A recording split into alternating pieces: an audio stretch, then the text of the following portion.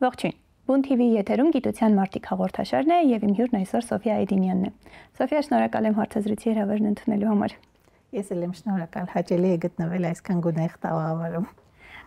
Մինչ մենք հիմա այստեղ զրուցում ենք, մեզ տաղավարից դուրս սպասում է ձեր փոքր դուստրը, մի քանի ամսական։ Արդյոք ամենտեղ, երբ որ գնում եք աշխատանքի, հետազոտություններ եք անում, ձեզ հետ տանում եք։ Հիմնականում ինձ հետ է աղջիկս, ոգևորում է, տրամադրում է, մոտիվացնում է։ Իհարկե կան դժվարություններ կազմակերպման հետ կապված, բայց փորձում ենք հարմարեցնել, օրինակ ինչպես հիմա։ Հուսանք ինքը այնտեղ խելոք կսպասի մեզ, մինչև մենք մեր զրույցը կավարտենք։ Տեղափոխվենք ձեր դպրոցական տարիներ, ձեր մանկություն։ Հիշում եք դպրոցում ինչ առարկաներով եք հետաքրքրված եւ ձեր կարիերան ինչպես եք պատկերացնում։ Այո, դպրոցի տարիները երևի ուսման առումով շատ հագեցած են եղել։ Մեր դպրոցը, չեմ վախենա ասել, լավագույն դպրոցներից մեկն էր, Վանաձորի 28 Վիդրոջենիա դպրոցը, ուսուցիչներս յուրահատուկ, շատ ուժեղ մասնագետներ, բոլորին հատ-հատ հիշում եմ ու ամեն օր շնորհակալ եմ։ Եվ մտքումս եւ բարձրաձայն միշտ ասում եմ։ Աշխարհագրություն առարկան էի շատ սիրում եւ ուսուցչին, հայոց լեզուն, անգլերենը, մաթեմատիկան, ֆիզիկան պաշտում էի։ Ճիշտ է, քիմիան դրանց թվում չէր։ Հետաքրքիր է։ Ավելի ուշ եկավ քիմիայի հանդեպ սերը, բայց մնայուն։ Այդքան առարկաների մեջ եւ հումանիտար եւ բնագիտական, որն էր ամենից հոգեհարազատ եւ որն եք պատկերացնում, որ ձեր ապագա կարիերան կարող է լինել։ Երևի առարկաների առումով այդպես չէի պատկերացնում, ավելի շատ վաղ տարիքում այդ մարդկանց օգնելու, այդ ավելի եթերային, չգիտեմ, քեզ թվում է թե ժամանակ դու պետք է ավելի մեծ, ավելի հզոր միջոց գտնես մարդկանց օգնելու համար եւ այդ պահին ինձ բժշկությունն էր այդպեսին թվում եւ անպայման ուզում էի բժիշկ դառնալ։ Հետո նաեւ ծնողներիս հորդորով, որովհետեւ իրենք էլ էին ինձ այդպես պատկերացնում ու ես հավատում էի, որ եթե բժիշկ լինեմ, լավը կլինեմ, կկարողանամ այդ ձևով իմ հնարավորությունները, պոտենցիալը օգտագործել։ Բայց ճանապարհը ինձ համար մեկ այլ տեղ էր նախատեսված երևի, որ պիտի գնամ եւ հայտնվեցի քիմիայի ֆակուլտետում։ Այդ պահին ինձ թվում էր թե դժբախտաբար, բայց հետագայում հասկացա, որ բարեբախտաբար եւ այդ ճանապարհին էլ հանդիպելով իսկապես ուսուցիչների, ովքեր որ նախանշեցին իմ ճանապարհը գիտության մեջ, հասա այնտեղ, որտեղ եմ հիմա։ Ուզում եք բժիշկ դառնալ, ընդունվեցիք քիմիայի ֆակուլտետ, հիշում եք, երբ որ գնացիք այդ ֆակուլտետ, որը կարծես թե ոչ դպրոցում, ոչ էլ այդ ավարտական տարիներին այն չէր, ինչ պատկերացնում եք, ինչ զգացողություններ ունեիք, ոնց եղավ ձեր եւ քիմիայի իրար մոտենալը եւ ձեր քիմիայի հանդեպ հետաքրքրություն առաջանալը։ Դժվար էր սկզբնական հատվածում, ժամանակահատվածում, իրականում դժվար տարիներ էին եւ սովորելու համար մոտիվացնող ոչինչ չկար, որովհետեւ դու ունես երազանքներ եւ դեռ այդ ձգտումները դեպի երազանքի, դեպի նպատակը գնալու չեն մարել, բայց դու հայտնվել ես մեկ այլ միջավայրում եւ պատասխանատվությունը քեզ չի թողնում, որ դու այնտեղ այնպեսին չլինես, ինչպեսին քո բնույթն է։ Եվ այդ տարիներին հասկացա ուսուցիչներիցս մեկի խոսքը, որ երբ որ դու սկսես հասկանալ քիմիան, դու կսիրես։ Ես անընդհատ ընդվզում եի այդ արտահայտության դեմ, ասում եի ես արդեն հասկանում եմ, բայց չեմ սիրում, ասում եմ ուրեմն այո, դպրոցից հետո, երբ որ արդեն սկսել էի լրջորեն զբաղվել քիմիայով, բժշկական ինստիտուտ ընդունվելու նպատակով, եւ հասկացա, որ իրապես խորությամբ չեմ անցալում քիմիան։ Դա է պատճառը, որ ես դեռ խուսափում եմ իմը համարելուց, երբ որ խորությամբ ընկալեցի, երբ որ սկսեցի հասկանալ, դա էր ճանապարհը դեպի գիտությունը։ Երբ որ առաջացան հարցեր, ի վերջո հարցասիրությունը, հետաքրքրասիրությունն է այն ուղին, որը մեզ տանում է դեպի գիտական աշխարհ։ Քիմիայի ֆակուլտետում եղել են մտքեր, որ չէ այնուամենայնիվ պիտի փոխեք, գնաք բժշկական համալսարան, որովհետև դա է ձեր երկար ժամանակ, մինչև որ հանդիպեցի պրոֆեսոր Խարատյանին, Սուրեն Խարատյանի մասին խոսքը։ Այո։ Եվ գնացի քիմիական ֆիզիկայի ինստիտուտ։ Եվ առաջին այրման փորձը տեսնելուց հետո ես հասկացա, որ ես այլ ճանապարհ չունեմ, քան դեպի ինստիտուտ ամեն օր գնալը։ Եվ դա 2003 թվականին էր ու շարունակվում է մինչ օրս։ Ենթադրում եմ նա ձեր դասախոսներից էր ու ինչ որ դասի շրջանակում տարել էր քիմիական ֆիզիկայի ինստիտուտ։ Մի քանի առարկա էր մեզ դասավանդում եւ էքսկուրսիա էր կազմակերպված տարբեր կուրսերի ուսանողների համար եւ այդ այցելությունը կարելի ասել որոշիչ դարձավ իմ կյանքում։ Հիշում եք այդ օրը, որ գնացիք առաջին անգամ, հա, ինչ որ գիտական հաստատություն, կպատմեք այդ օրվա մասին։ Հիմա երբ որ հետադարձ հայացք եմ գցում, ես հիշում եմ ինստիտուտը կարծես թե դրսից, որովհետև նաև մենք լուսանկարվեցինք դրսում բոլորով, նկարն էլ է պահպանվել ու հաճախ ենք նայում եւ փորձ արել ենք դրսում։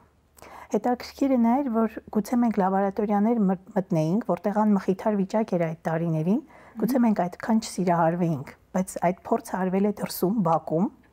ու շատ մեծ ոգևորություն առաջացրեց բոլորի մոտ։ Այդ պահին բոլորի աչքերը փայլում էին այն գրակից, որը տեսել էին փորձի ժամանակ, ու մենք մրցում էինք, թե ով պիտի հայտնվի այնտեղ, որովհետև այդ տարիներին մրցակցությունը շատ մեծ էր, ինքը որպեսզի դու ուսանես, ուսանողը լինես պրոֆեսոր Խարատյանի, դու, չգիտեմ, պիտի քեզ ընտրեն, որ դու այնտեղ հայտնվես։ Ու դա շատ մեծ պատիվ էր, երբ որ մենք հայտնվեցինք այնտեղ։ Շենքն էլ բավականին տպավորիչ շենք է, այսպես կարմիր քարերով, այդ ժամանակ դրսից, դրսից հիմա էլ շատ հարազատ է ու շատ տպավորիչ շենք է, իրականում գեղեցիկ, եւ բայց ներսում այդպեսին չէր։ Եվ մենք առաջին փորձը որ տեսել ենք, դա եղել է Բաքում։ Իսկ այդ ինչ փորձ էր, որ այդպես ուսանողներին տպավորել էր։ Այլման փորձ էր, ընդհանրապես մոլիբդենի եւ սիլիցիումի փոշեխառնուրդ էր, բայց քանի որ process-ը ընթանում էր ինքնակամ, առանց որևէ արտաքին միջամտության, մեզ համար դա հրաշքի նման էր եւ այնքան հարցեր առաջացան, որը բարձելու համար ստիպված էինք գնալ ինստիտուտ։ Առաջին հետաքրքրությունը քիմիայի հանդեպ առաջացավ։ Որ պահից հասկացաք, որ քիմիան ձեզ այնքան է հետաքրքրում, որ կուզեք այդ ոլորտում գիտական գործունեություն սկսել ու ինչպես արեցիք առաջին քայլերը։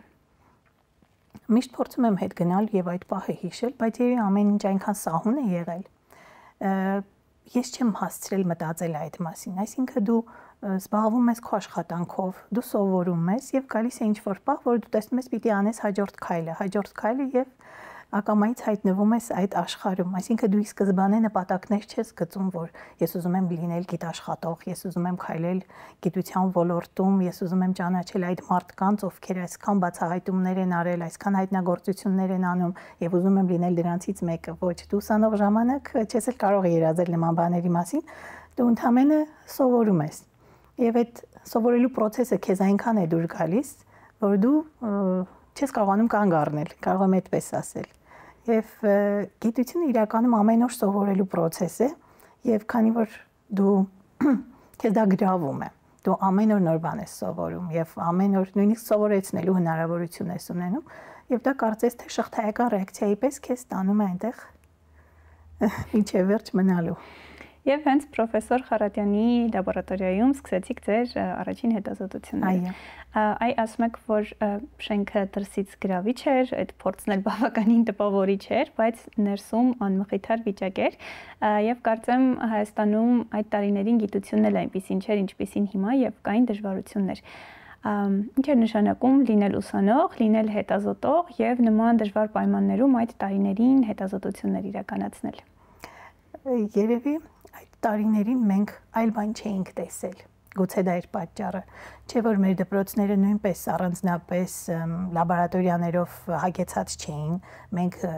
այսօրվա աշակերտների պես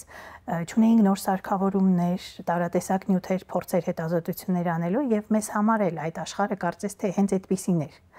Բայց երևի մթնոլորտը ասեմ։ Այն մթնոլորտը, որ տիրում էր պրոֆեսոր Խարատյանի շուրջ մինչ այսօր, դա էր մոտիվացնողը, դա է դեպի իր լաբորատորիան տանողը, եւ չնայած հիմա էլ ես եմ իրեն փոխարինում, կարելի է այդպես ասել, լաբորատորիայի վարիչն եմ, բայց մենք բոլորս համախմբված ենք իր շուրջ։ Եվ այն մարդիկ, ովքեր որ եկել են, անցել են իր դպրոցով, դա եղել է այն մթնոլորտի շնորհիվ, որը ինքը ապահովել է։ Սարքերի բացակայության պայմաններում, հաճախ հոսանք չլինելու պայմաններում, նույնիսկ հաճախ է լինում հոսանքի անջատումներ էր լինում, նյութեր չէին կարողանում ձեռք բերել, համակարգիչներն էին շատ հին եւ անգամ այդ պայմաններում այն մթնոլորտը, որ տիրում էր լաբորատորիայում, մոտիվացնում էր առավոտից երեկո ամեն օր, անգամ շաբաթ-կիրակի օրերին այնտեղ գտնվելու։ Նույնիսկ ամռանը մենք առանց արձակուրդի եւ ոչ աշխատանքային հաստիկի, ոչ հաստիկային աշխատող լինելու պայմաններում ամեն օր ձգտում էինք այնտեղ լինել մինչեւ ուշ երեկո։ Եվ աշխատել, սովորել, կարդալ, ամեն ինչ այնտեղ էինք սովորում։ Սկսած համակարգչային գիտելիքներից, տարական համակարգչային գիտելիքներից, վերջացրած անգլերենով, ինչու՞ չէ։ Հոդվածներ էինք կարդում թարգմանում, բառարաններով եւ շատ հետաքրքիր է, շատ հագեցած էր մեր օրը եւ մարդիկ, ովքեր մեզնից ավագ էին, պատրաստ էին մեզ սովորեցնելու։ Բոլորը պատրաստ էին օգնելու եւ այն ինչ որ դու ստանում ես այդ օրերին, այդ տարիներին, դու փորձում ես քո հետագա ամբողջ կյանքում վերադարձնել ինչ որ մեկին, նոր եկող ուսանողին, եկած աշակերտին։ Այ ուսանողներից ու աշակերտներից խոսեցիք, դուք այդ տարիներին, բացի նրանից, որ հետազոտություններ եք իրականացնում, կարծեմ նաև դասավանդում եք, ընդ որում եւ համալսարաններում ուսանողներին եւ դպրոցում աշակերտներին, կպատմեք նաև այդ փորձառությունից, ինձ հատկապես հետաքրքիր է ինչպես եղավ, որ հենց ուսուցչությամբ հետաքրքրվեցիք եւ աշակերտների հետ ցանկացաք աշխատել։ Շատ հետաքրքիր տարիներ էին, սիրով եմ հիշում, գիտեք այնքան զարմանալի է, երբ որ երիտասարդ ես, քեզ թվում է կան բաներ, որոնցով դու երբեք չես զբաղվի։ Օրինակ ուսուցչությունը, ես միշտ խուսափել եմ ու վախեցել եմ երևի, ես մտածել եմ ոչ ուսուցիչ, այն էլ քիմիայի, բայց առաջին անգամ, երբ որ ես հրավեր ստացա Անանյա Շիրակացու անվան ջեմարանից, այնտեղ դասավանդելու անգլերեն լեզվով, անհատական աշակերտներին, անհատական ուսուցմամբ, դա էլ էր ճակատագրական, շաբաթ օրով գնացի մասիվ շատ դժվարությամբ գտա դպրոցը, շատ դժվարությամբ։ Եվ սկզբից չէի համաձայնվում գնալ, ինձ երբ որ ասացին քաղաքի որ հատվածում է, ես ասեցի կներեք, ես չեմ կարողանա դասերիս հետ համատեղել եւ այդքան երկար ճանապարհ։ Ասացին ոչինչ, դու մեկ անգամ արի։ Եվ այդ մեկ անգամը շարունակվեց 10 տարի։ Այո, 10 տարի դասավանդել եմ դպրոցում եւ մեծ սիրով։ Եվ հիմնական դպրոցում, եւ ավագ դպրոցում, եւ միջազգային բակալավրիատի ծրագրում եւ չի պատկերացնում, որ մի օր կարող է դպրոց թողնեմ։ Այդ մասին մտածելը ինձ ցավ էր պատճառում։ Իսկապես սիրում էի եւ իմ աշխատանքը եւ իմ աշակերտներին, չնայած դժվարություններին, իսկապես շատ դժվար էր։ Ենթադրում եմ փորձերով, գիտափորձերով, ինստիտուտ այցելություններով։ Այո, եւ բայց եկավ մի օր, երբ որ համատեղելը դժվար էր, արդեն մեկնելու հետ կապված, պետք է մեկնեի նոր փորձառություն ձեռք բերելու եւ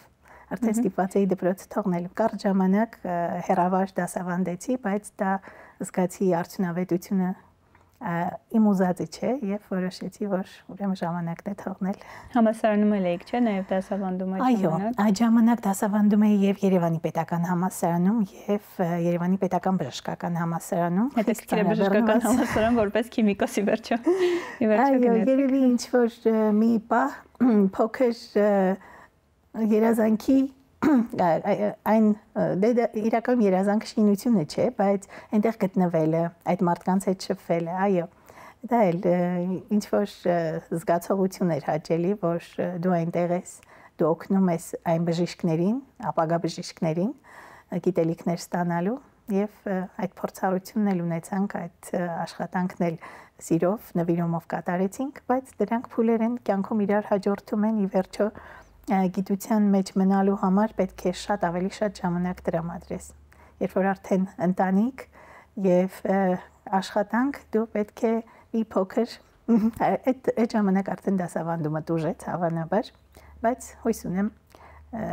բալիկներից մեծանալուն, մի փոքր մեծանալուն պես նորից դասավանդմանը կվերադառնամ։ Այդ ֆոն դպրոցում դպրոցում դժվարանում եմ ասել, այդքան համատեղելը իրատեսական չեմ համարում, բայց գոնե համալսարան, որպեսզի կարողանամ ուսանողների հետ շփումը վերականգնել, ի վերջո մենք նոր առարկաներ ունենք եւ քիմիայի ֆակուլտետում նաեւ այդ թվում նյութագիտություն եւ ճարտարագիտություն առարկան, որը խիստ առնչվում է։ Այո, խիստ առնչվում է մեր հետազոտություններին, բացի այդ վերապատրաստվել եմ այդ ուղղությամբ, նաև դրսում եմ դասավանդել այդ առարկան Տալինի տեխնոլոգիական համալսարանում եւ մեծ ցանկություն ունեմ այդ փորձս ուսանողների հետ կիսելու։ Գալով Էստոնիային եւ Տալին մեկնելուն դուք ասպիրանտական թեզը պաշտպանելուց հետո մեկնեցիք որոշ շրջան հետդոկտորական հետազոտություններ այնտեղ իրականացնելու։ Կպատմեք այդ փորձառությունից, որովհետև ենթադրում եմ, պիտի որ այդ տարիներին բավականին տարբեր լիներ հետազոտություններ իրականացնել Էստոնիայում, Հայաստանում իրականացնելուց հետո եւ այնտեղ էլ նաեւ դասավանդում եք, ինչպես էր անցնում գործընթացը, ինչ թեմաների վրա եք աշխատում։ Շատ պատահական ստացվեց։ Հանդիպեցինք պրոֆեսոր Իրինա Հուսայինովայի հետ գիտաժողովներից մեկի ժամանակ Իտալիայում։ Զրուցեցինք տարբեր թեմաների շուրջ եւ պարզվեց, որ ունենք ընդհանուր թեմա եւ ժամանակ առ ժամանակ կապը, համագործակցությունը տարավ նրան, որ որոշեցի նաեւ գրել հետդոկտորական ծրագիր այնտեղ աշխատելու համար։ Ծրագիրը հաջողեց, այդքան էլ հույս չունեի, որ պիտի ստացվի եւ առանձնապես տրամադրված չէի մեկնելու, պարզապես դա էլ մի փուլ էր, որ որոշում ես այդ պահին գուցե դա է ճանապարհը, այսինքն դա հետազոտություն է, համագործակցային աշխատանք է, որը կատարում ես, բայց ճանապարհի սկզբում դեռ չգիտես դա ուր է տանելու։ Եվ արդեն հաստատվելուց հետո, աշխատանքի հրավերը հաստատվելուց հետո մեկնեցի։ Փորձառությունը իսկապես մեծ ազդեցություն թողեց իմ կայացման եւ հետագա աշխատանքների վրա, որովհետեւ մեկ այլ մակարդակ էր։ Շատ մեծ էր տարբերությունը այդ պահին այստեղ կատարվող հետազոտությունների եւ այնտեղ կատարվող։ Եվ դա ինձ համար թռիչքաձև փոփոխություն էր եւ ես շատ նոր գիտելիքներ ձեռք բերեցի, մեծ փորձառություն ձեռք բերեցի աշխատանքին զուգահեռ, այնտեղ արդեն ասպիրանտական աշխատանքներ ղեկավարեցի զուգահեռ նաեւ դասավանդմանը եւ դա ինձ օգնեց նոր նպատակներ դնելու, բայց այստեղի հետ կապված։ Այնինչ որ այնտեղ ես տեսնում եի, ես անընդհատ անդրադարձ էի կատարում, այ մենք սա էլ պիտի ունենանք, այս սա էլ պիտի լինի մեզ մոտ եւ աստիճանաբար հենց որ մեզ մոտ այդ հնարավորությունը ստեղծվեց, մենք այն բոլոր, կարելի ասել նպատակները, այն բոլոր երազանքները, որ դրել ենք այդ ճանապարհին, նաեւ լաբորատորիայի ներսում, բոլորով սկսեցինք իրականություն դարձնել։ Ինչն էր հենց այդ տարբերությունը, սարքերով հագեցվածություններ, թեմաների ավելի մոդեռն լինելներ, ինչն էր, որ տարբեր էր այնտեղ եւ դուք ուզեցիք այդ փորձը բերել եւ ներդնել նաեւ Հայաստանում։ Հիմնականում ինֆրակառուցվածքը, գիտելիքը։ Դու շփվում ես նոր մարդկանց հետ, նոր գիտելիքներ ես ձեռք բերում, նոր աշխատանքներով ես զբաղվում եւ նոր սարքավորումներով ես աշխատում։ Այն հագեցվածությունը, որ այնտեղ առկա էր, առնվազն դա ես պատկերացնում եի, որ մեզ մոտ պիտի լինի, որպեսզի մենք կարողանանք միջազգային մակարդակի հետազոտություններ կատարել։ Եվ փառք Աստծո, այսօր մենք կարող ենք վստահորեն ասել, որ մեր լաբորատորիան, ինչու՞ չէ, նաև մեր ինստիտուտը Հայաստանում ամենահագեցած լաբորատորիաներից, ինստիտուտներից մեկն է, որի հետ ցանկություն են հայտնում համագործակցելու միջազգային շատ բարձրակարգ գիտահետազոտական կենտրոններ եւ լավագույն պրոֆեսորներ աշխարհից այցելում են մեզ, փոխանցում են իրենց փորձառությունը եւ նույնն էլ մեզ հրավիրում են իրենց մոտ իրենց փորձառությունը կիսելու։ Այնպես որ դա մեզ համար կարելի ասել նոր նշաձող էր, որին մենք հասանք եւ կարողացանք հետազոտությունների նոր մակարդակ բերել եւ իրականացնել հենց մեզ մոտ Հայաստանում։ Այ հենց այդ գործընթացից խոսենք, երբ այնտեղ հետդոկտորական հետազոտություններն ավարտելուց հետո վերադարձաք Հայաստան, ինչ նշաձողեր դրեցիք լաբորատորիայում, որտեղ մինչ այդ էլ հետազոտություններ եք իրականացնում, եւ ինչպես ստացվեց, որ ի վերջո դուք ստանձնեցիք այդ լաբորատորիայի ղեկավարումը ու մինչեւ որս էլ ղեկավարում եք։ Երկար ժամանակ չէ, որ լաբորատորիան ղեկավարում եմ, բայց կարելի ասել, այո, կարելի ասել, որ այն առաջադրանքները, որ մենք մեզ համար դնում ենք ամեն օր, փորձում ենք հասնել ազնիվ աշխատանքի շնորհիվ։ Գիտության մեջ էթիկան շատ կարևոր է։ Երևի ամենակարևորներից մեկը։ Հակառակ դեպքում գիտությունը կործանարար կլինի։ Մենք մեր առջև դրել ենք ազնիվ նպատակներ հասնել համաշխարհային գիտական մակարդակի օգտագործելով մեր պոտենցիալը, մեր միտքը, մեր գիտական միտքը։ Եվ այն նպատակները, որ դրված են լաբորատորիայի զարգացման ռազմավարության հիմքում, դրանք հիմնականում վերաբերել են երիտասարդների ներգրավմանը, նրանց կրթությանը, դա շատ կարևոր է, շատ։ Մենք չենք կարող ուսանողներին պարզապես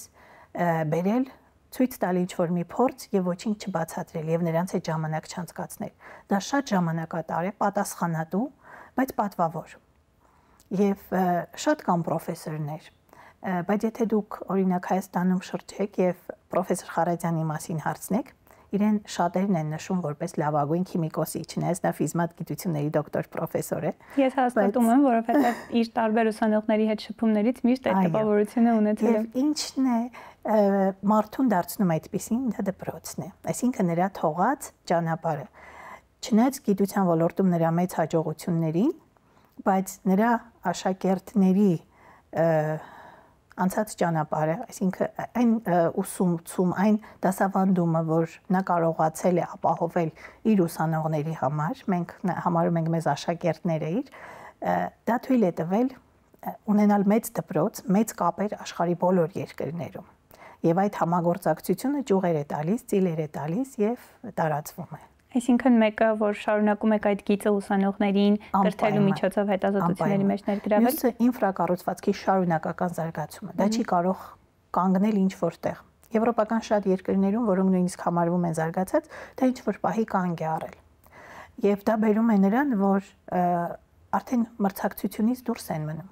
կենտրոնները։ Դու պետք է անընդհատ զարգացման ճանապարհով գնաս։ Եթե դու ինչ-որ պահի որոշես, որ սա բավարար է, դա կլինի արդեն ավարտը, ոչ թե շարունակությունը։ Դրա համար պետք է գնալ անընդհատ ինֆրակառուցվածքի զարգացման ճանապարհով, իհարկե նաև պայմաններ ստեղծելով դրա պահպանման համար, դա էլ մեկ այլ խնդիր է, բայց առանց խնդիրների ոչինչ չի լինի։ Մենք հետ ենք նայում այն ժամանակները, երբ որ շատ քիչ բան ունեինք, հնարավորություններ գիտությամբ զբաղվելու առումով եւ տեսնում ենք, ասում ենք, ինչքան քիչ խնդիրներ ունեինք այն ժամանակ։ Այո, բայց իհարկե, եթե ուզում ես ավելի մեծ բաներով, լուրջ բաներով զբաղվել, դա էլ իր հետ մեծ խնդիրներ է բերում, բայց մենք կարծում եմ մեր հայ գիտաշխատողները, հայ ազգի, ինչու՞ չէ նաև այն աշխատակիցները, ովքեր շրջապատում են մեզ, ունեն այդ պոտենցիալը անընդհատ առաջ գնալու, անընդհատ առաջ տանելու եւ կհաջողենք խնդիրները լուծելով առաջ կգնանք։ Եվ հիմա Քիմիական ֆիզիկայի ինստիտուտի շենքը նաև ներսից է գրավիչ, ես եղել եմ ներսում, հաստատում եմ։ Այդքան խոսեցինք լաբորատորիայից, որն այժմ արդեն ղեկավարում եք, բայց չասացինք, թե ինչ ուղղությամբ հետազոտություններ են այնտեղ իրականացվում։ Կարծեմ դուք կոնկրետ որակներ, կոնկրետ հատկանիշներ ունեցող նյութեր եք սինթեզում եւ այդ սինթեզման մեխանիզմների հետ եք աշխատում, այսինքն հատուկ մեխանիզմներ կան, որով իրականացնում եք սինթեզը եւ ձեր ցանկալի հատկություններով նյութեր եք ստանում։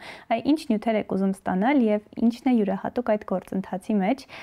Ես մի անգամ ականատես եղել եմ փորձին, երևի փորձենք դա նկարագրել նաև մեզ լսողների համար։ Շատ լավ, դա երևի ստեղծագործելու ճանապարհն է։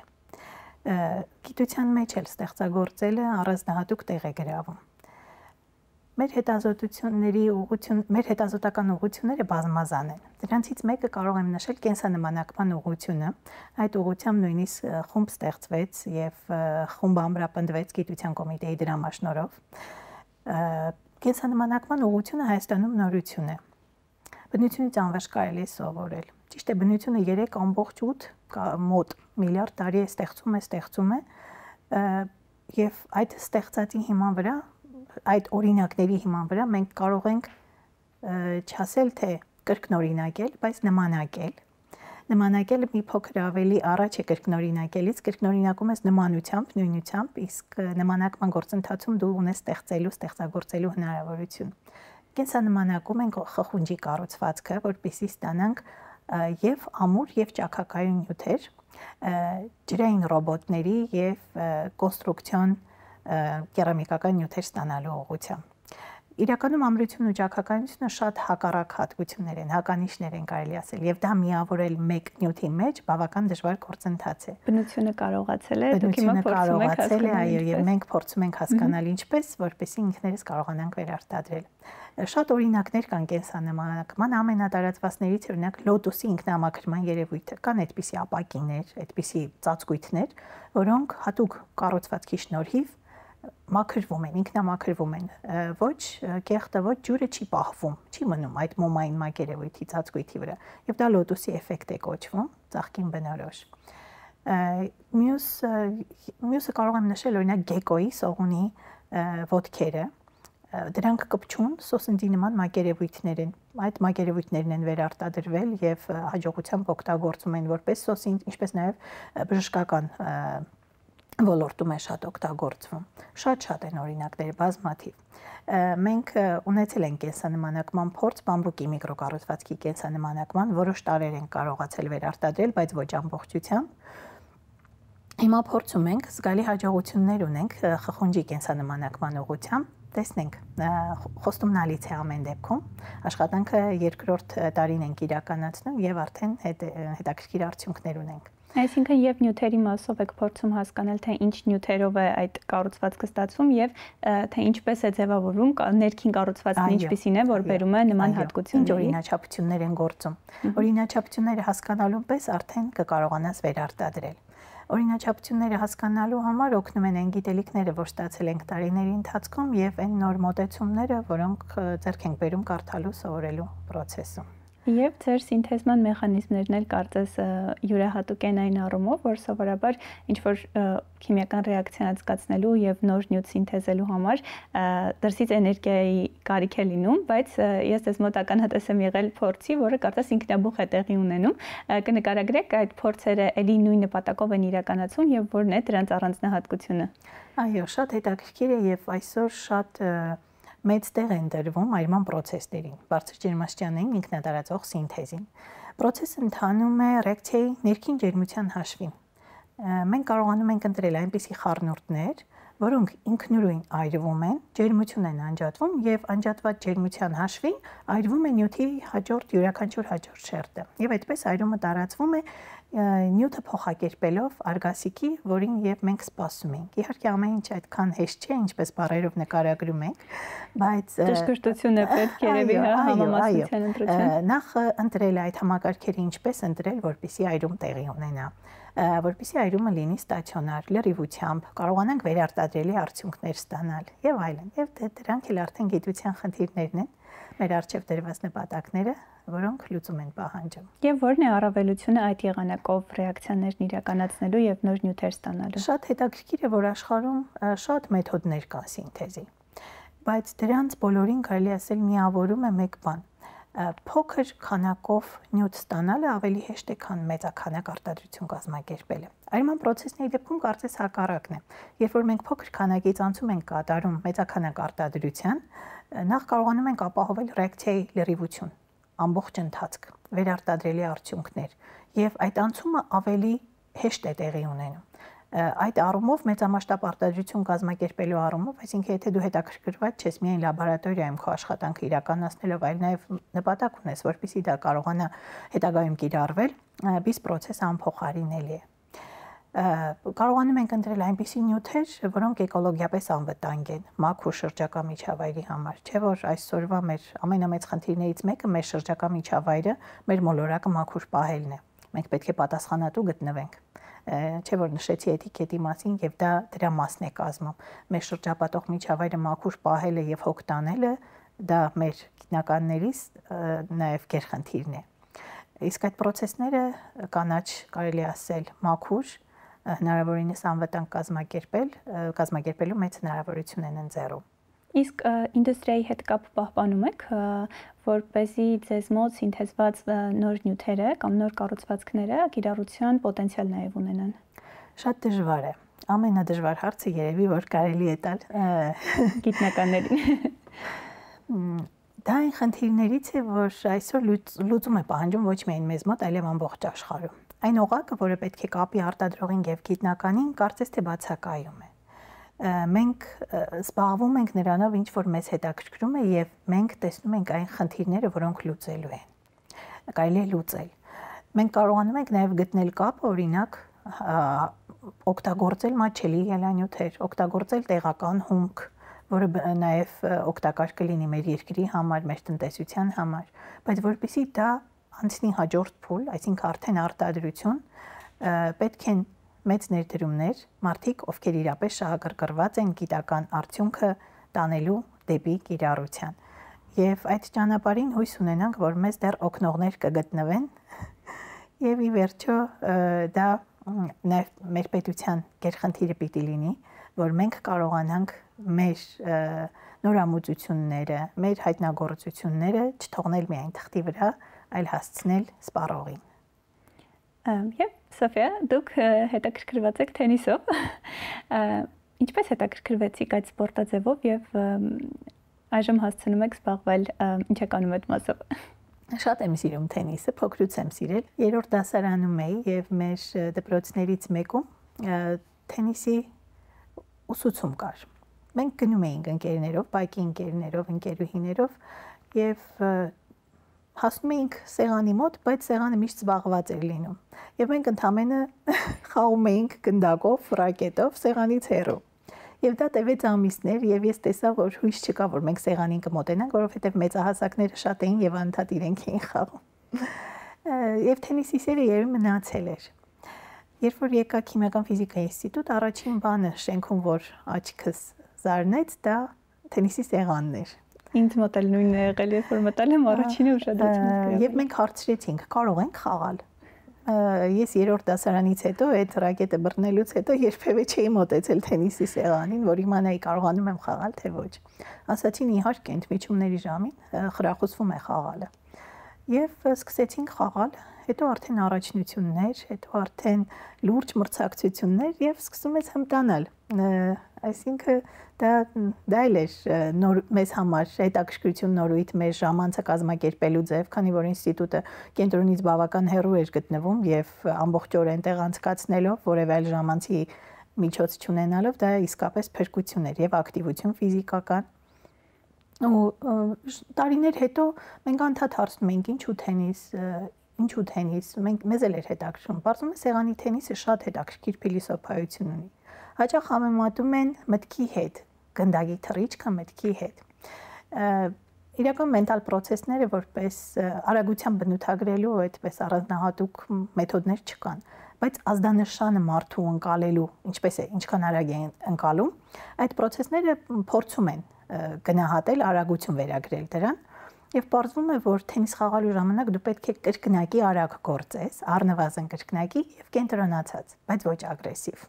Թենիսի փիլիսոփայության մեջ այդ հանդարտությունն է, որ քո միտքը եւ ձեռքը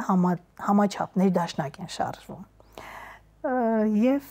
կարելի ասել, ոնց որ դու սկսում ես քեզ բացահայտել, հետո ամեն խաղացողի հետ մեկ այլ ռիթմով ես խաղում, դա էլ է նորույթ եւ քեզ համար քո ուժեղ թույլ կողմերն ես բացահայտում եւ դիմացինի։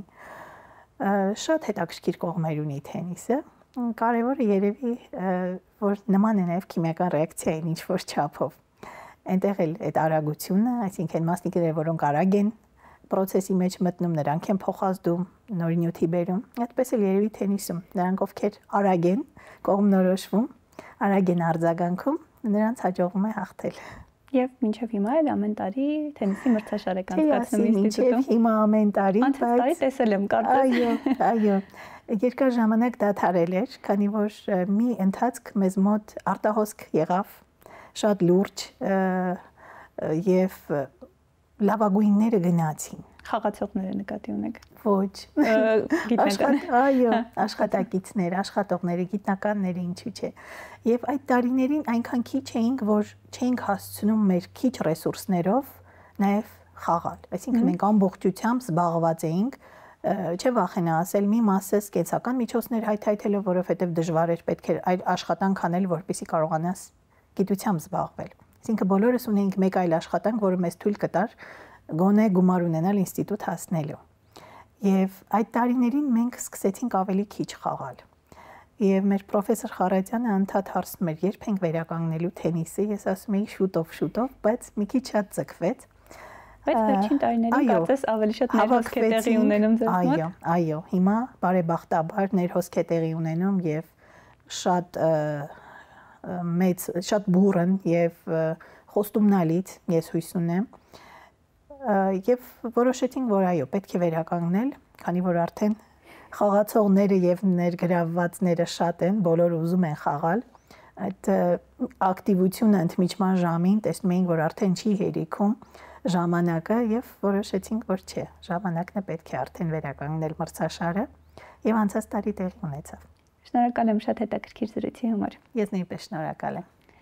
Ես հիշեցնեմ, որ Բուն TV-ի եթերում գիտության մարդիկ հաղորդաշարներ եւ իմ հյուրն այսօր Սոֆիա Այդինյանն էր։